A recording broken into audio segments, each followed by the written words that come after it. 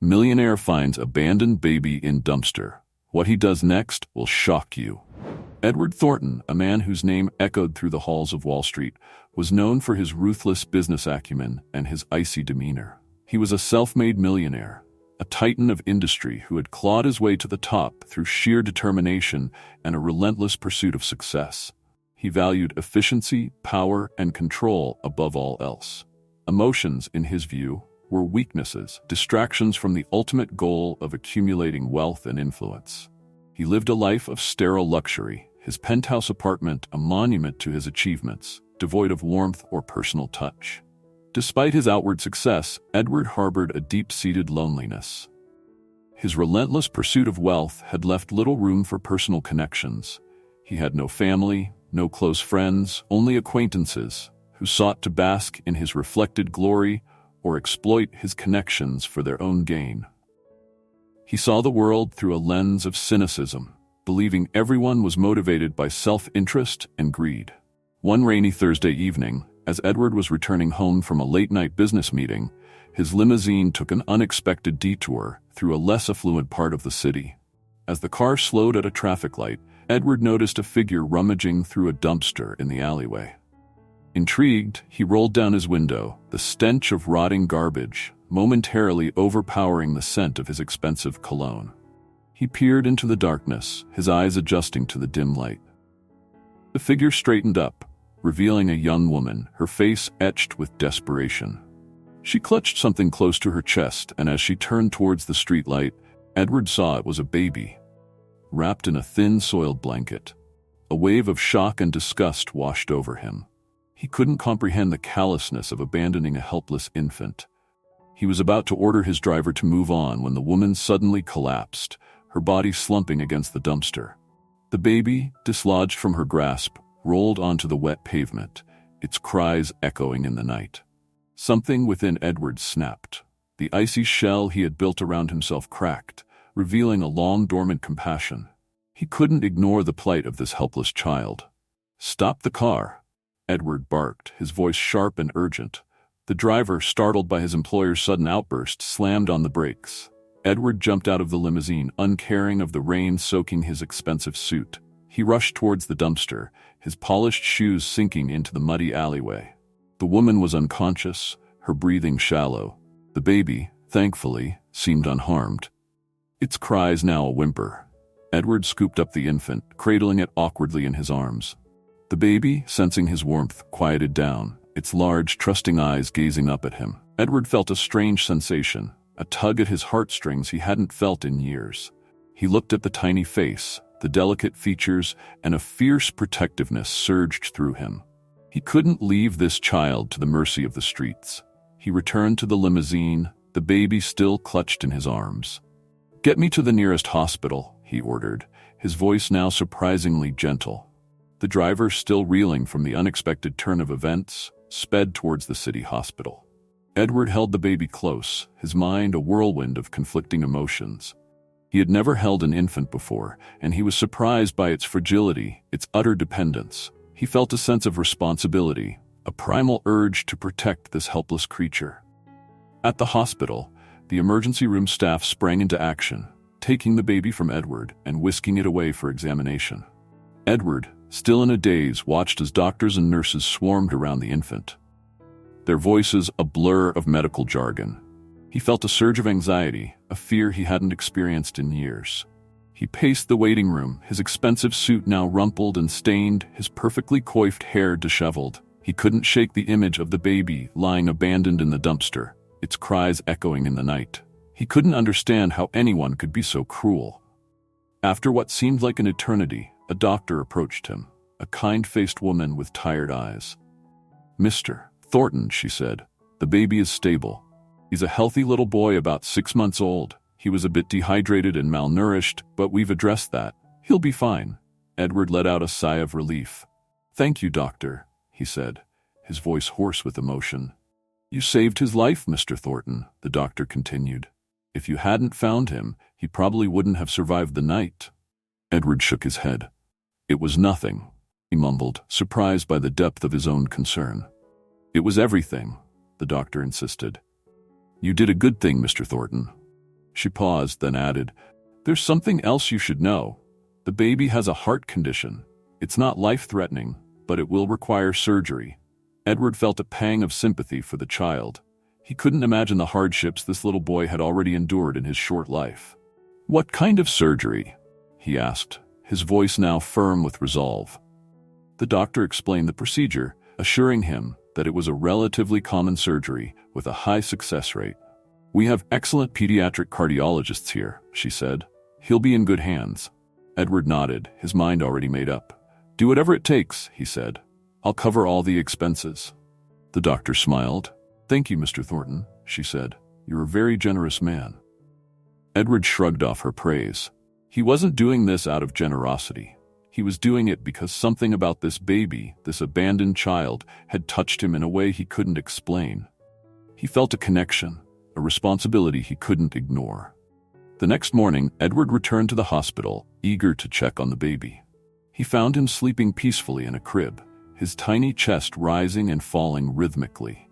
He stood there for a long time, watching the infant, marveling at his innocence and vulnerability. He inquired about the baby's mother, but the hospital staff had no information. She had been admitted unconscious and remained unidentified. Edward felt a surge of anger towards the woman who had abandoned her child, but also a pang of pity. What circumstances could have driven her to such a desperate act? He decided to name the baby Daniel, a name that signified strength and resilience. He felt a growing attachment to the child, a sense of responsibility that transcended his initial act of rescuing him. He visited Daniel every day, bringing him toys and clothes, reading him stories, and simply holding him close. He found himself looking forward to these visits, a welcome respite from the cold, sterile world of business. He also began to make inquiries about adoption. He had never considered becoming a father before, but the idea now seemed strangely appealing. He imagined raising Daniel, providing him with the love and security he had never known. The adoption process was lengthy and complicated, but Edward was determined.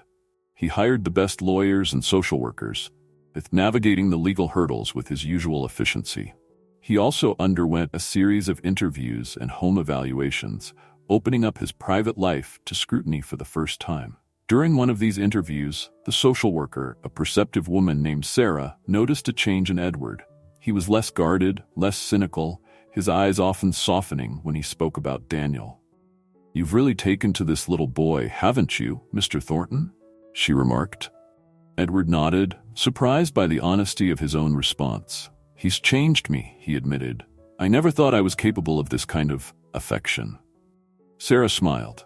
"It's called love, Mr. Thornton," she said gently. "It's a powerful emotion." Edward pondered her words. Love. He had always dismissed it as a weakness, a distraction. But now he was beginning to understand its power, its transformative effect. He realized that Daniel had awakened something within him, a dormant part of himself he had long suppressed. He was becoming a better man, a more compassionate and caring man. He was also becoming a father. The day the adoption was finalized was one of the happiest of Edward's life. He held Daniel in his arms, the adoption certificate clutched in his hand, and felt a surge of love and protectiveness he had never experienced before. He was a father now, a responsibility he embraced with a newfound sense of purpose. He took Daniel home to his penthouse apartment, a place that suddenly felt less sterile and more like a home. He had redecorated the nursery, filling it with toys and books, transforming it into a haven for his son. He also made changes to his own lifestyle. He delegated more responsibilities at work, freeing up time to spend with Daniel. He hired a nanny, a kind and experienced woman named Maria, to help with childcare. He even started taking parenting classes, eager to learn everything he could about raising a child. He was determined to be the best father he could be, to provide Daniel with the love and support he had never received himself.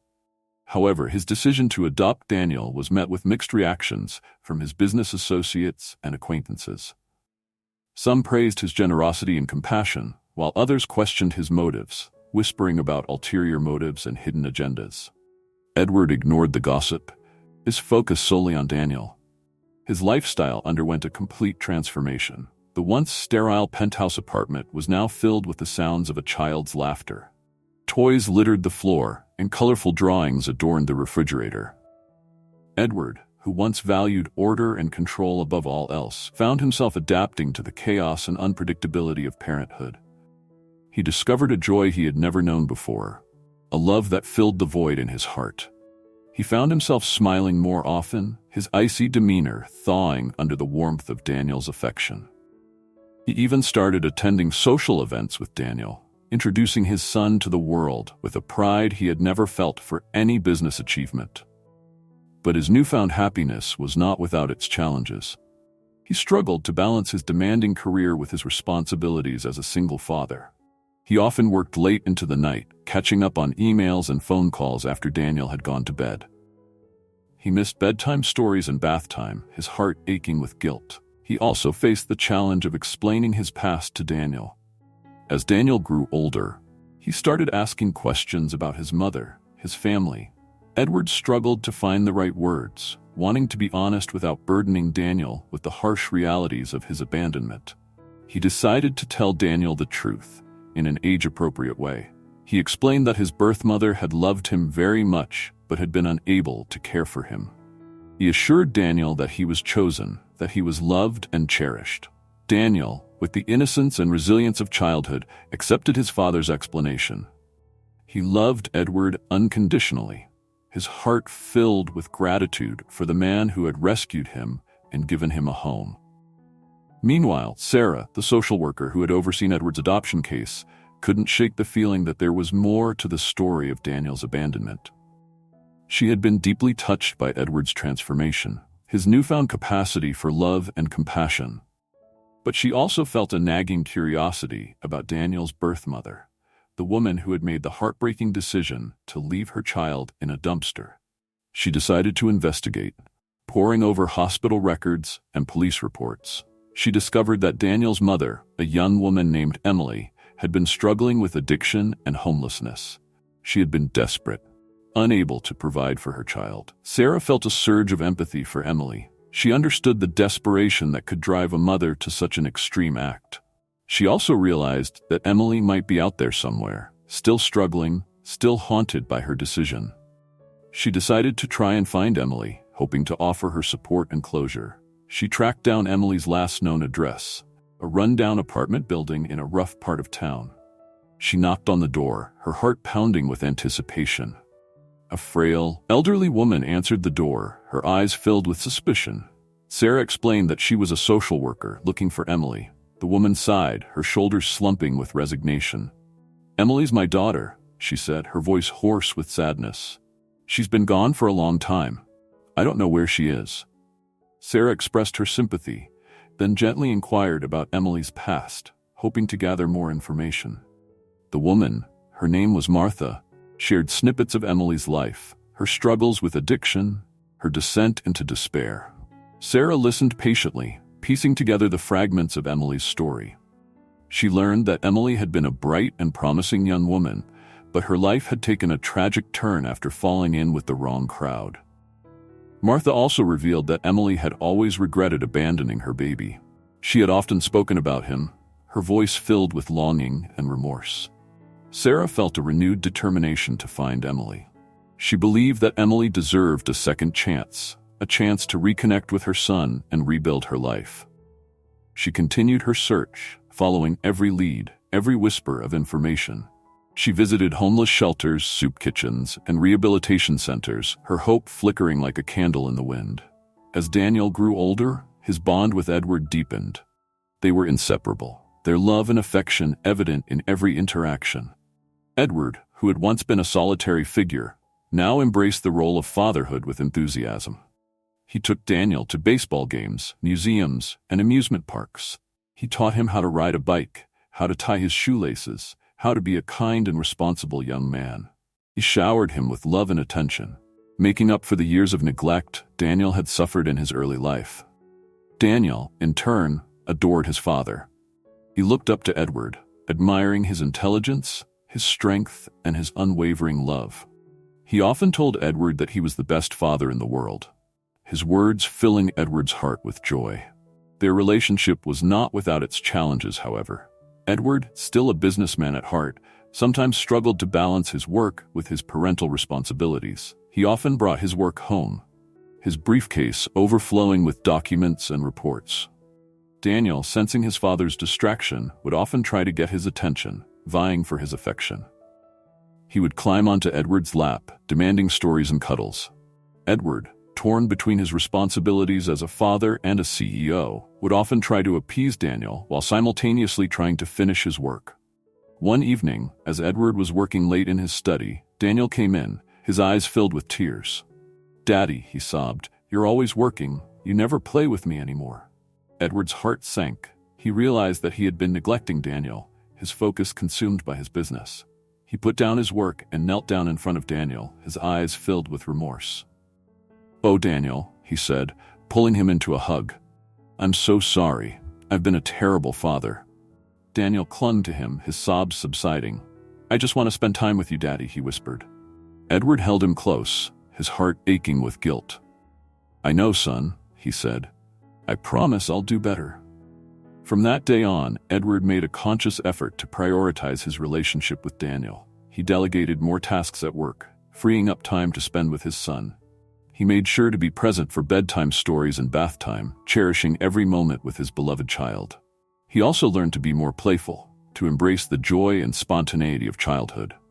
He built forts with Daniel, played hide-and-seek, and even learned how to play video games, much to Daniel's delight. Their relationship blossomed, their bond strengthened by their shared experiences and their unconditional love for each other. Edward, who had once been a solitary and emotionally distant man, had discovered the true meaning of family and the transformative power of love. One day, Sarah, the social worker, received a call that made her heart leap with hope. It was a lead on Emily, Daniel's birth mother. She had been spotted at a homeless shelter in a neighboring town. Sarah immediately drove to the shelter, her mind filled with anticipation. She found Emily huddled in a corner, her face gaunt and her eyes filled with despair. Sarah approached her cautiously, introducing herself and explaining that she had been looking for her. Emily looked at her with suspicion, her body tense with fear. Sarah gently explained that she knew about Daniel, that she had been adopted by a loving father. Emily's eyes widened in shock, her breath catching in her throat. "Daniel?" she whispered, her voice trembling with emotion. Is he okay?" Sarah assured her that Daniel was healthy and happy, that he was being raised by a wonderful man. Emily's shoulders slumped with relief, tears streaming down her face. "Thank God," she sobbed. "I've been so worried about him."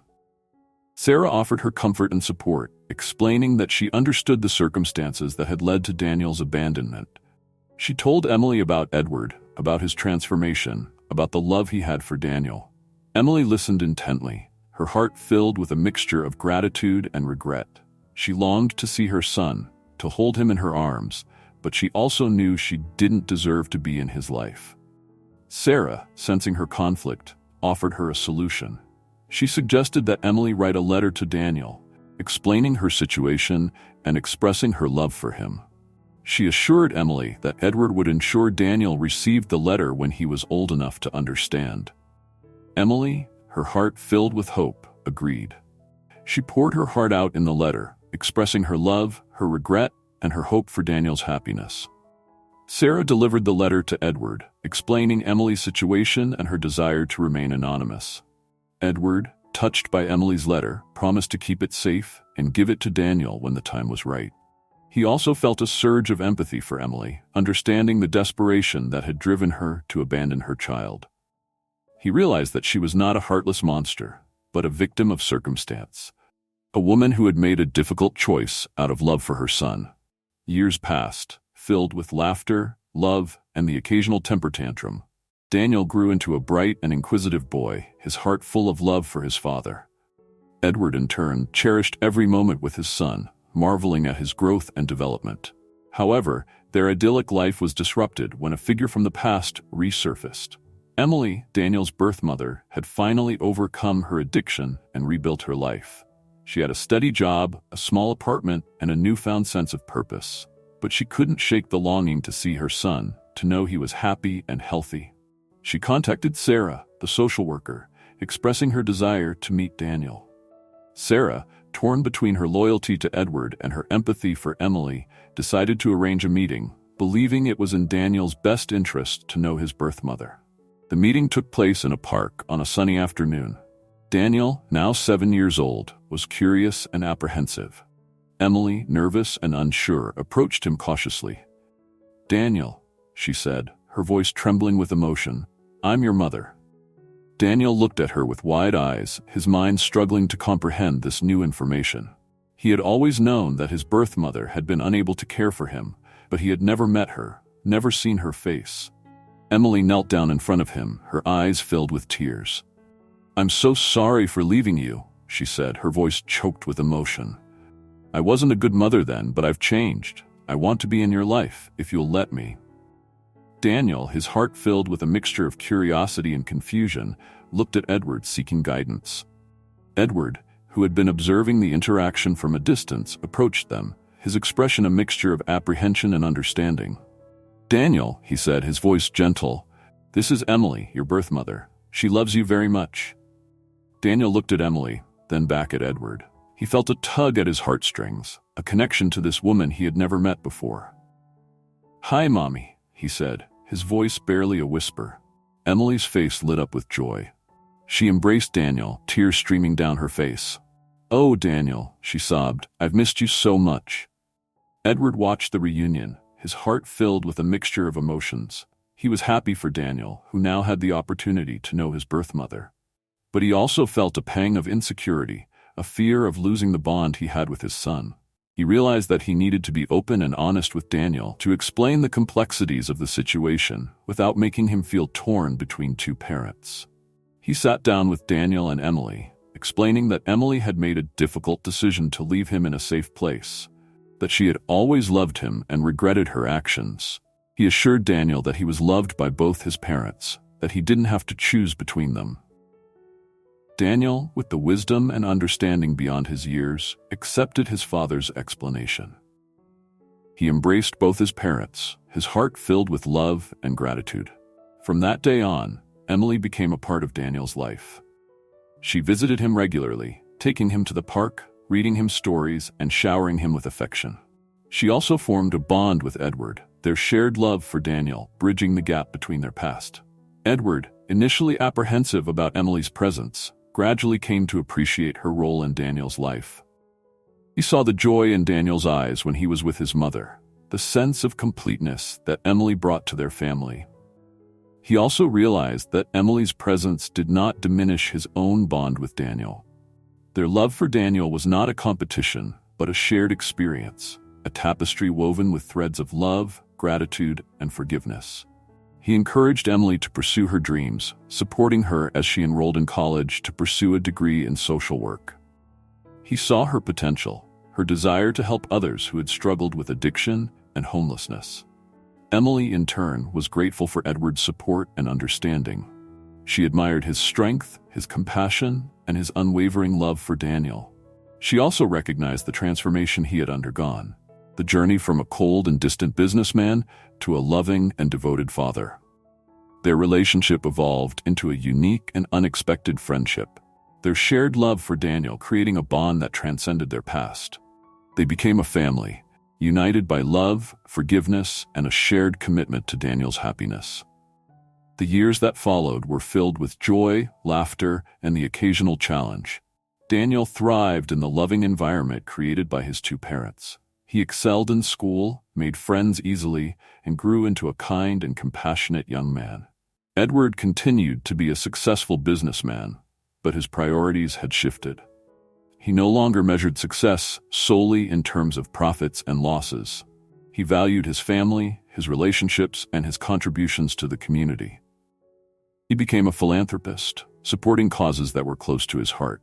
He donated generously to homeless shelters, addiction recovery centers, and organizations that supported veterans. He also used his influence to advocate for social justice and equality.